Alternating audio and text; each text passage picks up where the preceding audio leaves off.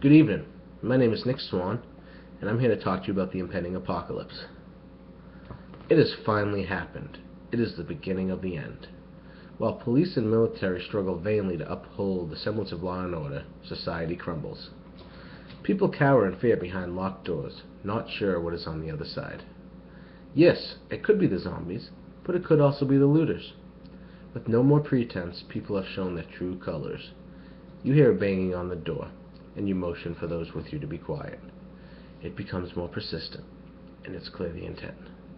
It's only a matter of time before the door gives way and they come through.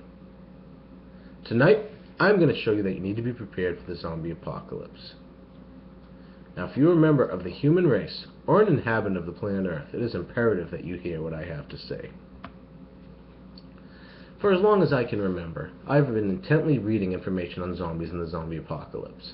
Now, as a result of this, I've become very familiar with all the aspects, from different ways zombies could be created, on different techniques on how to survive it.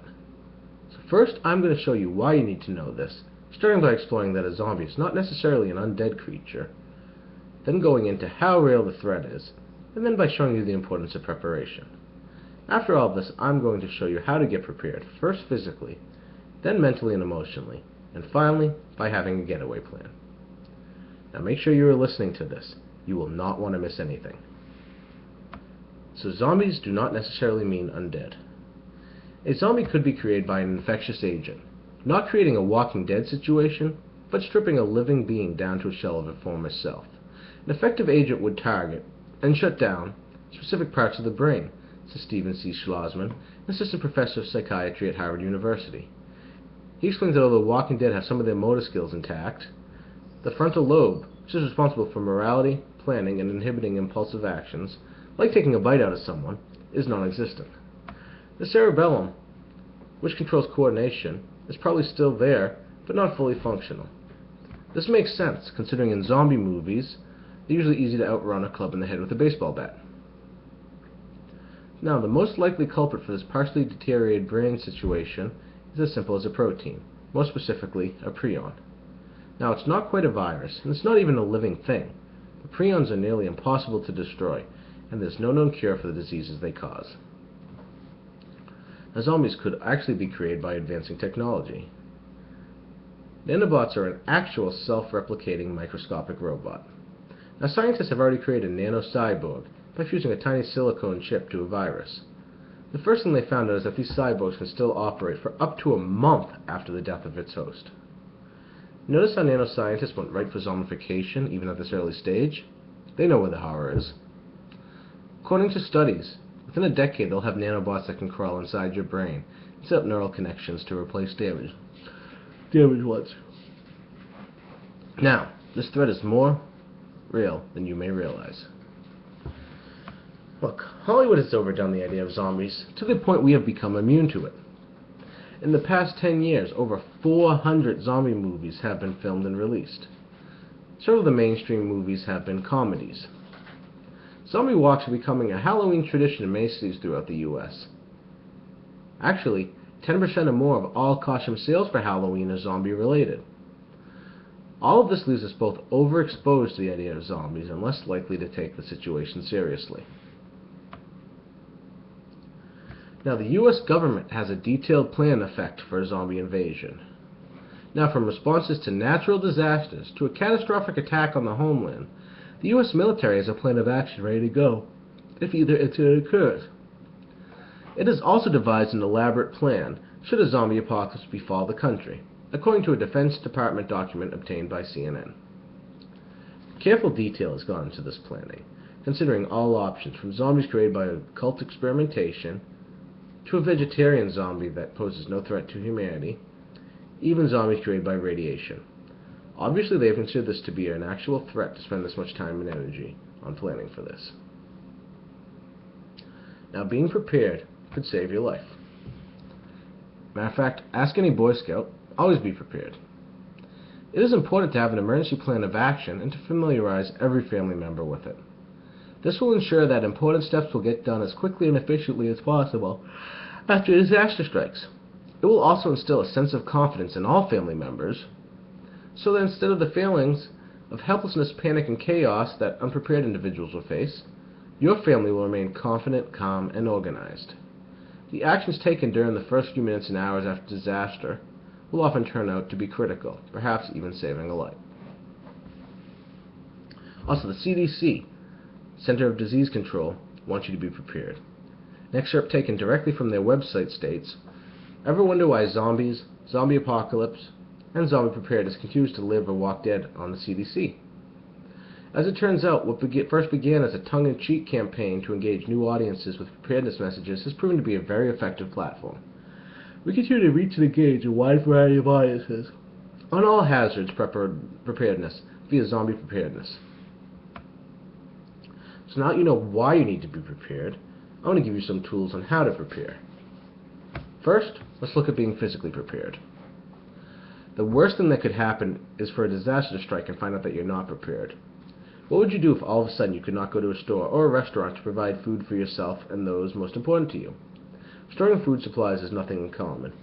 Here's an excerpt from FEMA on their website on storing supplies for a disaster. As you stock food, take into account your family's unique needs and tastes. Familiar foods are important. They lift morale and give a feeling of security in times of stress. Try to include foods that they will enjoy and that are also high in calories and nutrition. Foods that require no refrigeration, water, special preparation, or cooking are the best. Basically, canned and preserved foods are ideal. Also, having a supply of clean, drinkable water is important. I would also recommend having a method of defending yourself and also hunting new food when supplies are low. Being physically fit is also a crucial key to surviving. Developing a basic workout routine you can stick with is a great way to work towards this. Now, I'm not saying to torture yourself like Sylvester Stallone did in the Rocky films, but just suggesting a routine that alternates cardio with muscle build and/or maintenance. The Body Build website is a great resource for this, as they have a nice variety of workout programs you can choose from, even several you can customize for your own individual needs. You also need to be mentally and emotionally prepared. As a society, we have become very dependent on technology. It has become an integral part of our lives. From driving or taking public transportation to get around, to using the internet for education or shopping, or even using electricity just in our home.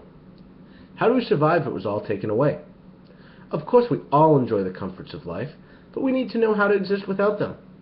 Take a weekend and go camping with your favorite people, and leave all your technology behind. Not only will you have an amazingly fun time, it will start the process of getting used to a life without technology. Now, nobody wants to think about the worst case scenario, but the result could be the worst part of a zombie apocalypse. Imagine this following scenario. You're at the store with your best friend. You both are walking through the parking lot, and you are suddenly attacked by an irate person. You both do your best to defend yourselves, but you have never faced such rage or violence. Your friend is overpowered and knocked down by the attacker, and gets bitten. Thankfully, someone else in the parking lot witnesses the event and calls the police, who quickly respond and intervene. The attacker is persistent, however, and it takes several shots with the taser to subdue them. Your friend is lying hurt and bleeding on the asphalt. You go with them to the hospital where they receive medical treatment for their injuries. However, they start getting sick quickly. With the sickness develops fever, an unbearable stomach pain, and anger. As you try to comfort them, they start lashing out at you and trying to attack you. What do you do? Now, I do not have the right to tell you how to react, but considering this possibility will give you the edge you need when a similar situation arises. Now, make sure you have your getaway planned. The first step of planning a getaway, obviously, is figuring out where you want to go. The more rural the area, the higher your chances of survival are. Hopper.com has created a data set to rank each state's survivability using a few key metrics: gun ownership, number of Walmart stores and hospitals for supplies, number of military states for protection, population density and number of urban centers, because you do not want all of New York chasing you, and terrain, with mountainous states receiving a boost. So, you're already ahead of the curve just by living in New Hampshire. But for these purposes, I would say the further the north, the better. So now you've figured out where you're going, let's plan how to get there. Now, on the same principle of avoiding larger cities, avoid the frequently traveled roads. Buy yourself a map and study all the different routes that will lead you to your destination. Familiarize yourself with these roads by traveling them. Now choose one that is less traveled, has good out-of-the-way places to resupply, and make sure you have plenty of extra fuel for your vehicle. This is an important key to getting to your destination for where you plan to survive this apocalypse.